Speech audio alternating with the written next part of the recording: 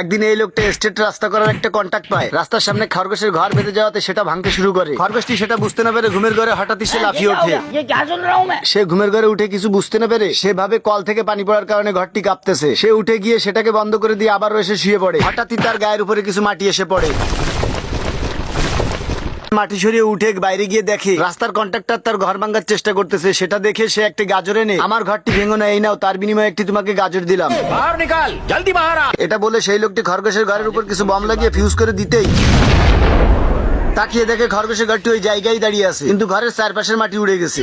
এদিকে খরগোশটি কিছুই টের পায়নি। তার গাজরের আগাছাগুলো বাইরে ফেলতে এসে দেখে এটা বলে খরগোশটি ভিতরে ঢুকে যায়। এটা দেখে ওই লোকটি রেগে খরগোশটিকে মেরে তার ঘরটিকে ভাঙার জন্য একটা মই দিয়ে উপরে উঠে যায়। সেটা খরগোশটি দেখতে পেয়ে নিচ থেকে মইটি কেটে দিয়ে তাকে ফেলে দেয়। লোকটি যখনই পড়বে তখনই খরগোশটি একটি সিমেন্টের টেনে টেনে দেয়। তারপর লোকটি রেগে গিয়ে হেলিকপ্টারে বম নিয়ে এসে খরগোশটির ঘরের ভিতরে মারতে থাকে। আর এদিকে খরগোশটি মনের আনন্দে কি করতেছে দেখেন। বমটি এসে বিছানার উপর পড়ে বাউন্স করে উপরে গিয়ে ওই লোকটির হাতের উপরেই পড়ে।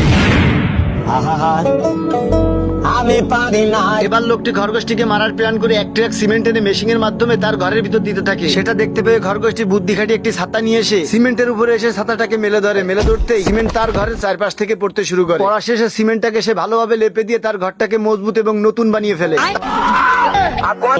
সেটা দেখতে পেয়ে লোকটি আর দিশে পিছে না পায় রাস্তা বেঁকা বানাতে বাধ্য হয়। গল্পটি ভালো লাগলে পেজটিকে ফলো করতে ভুলবেন না।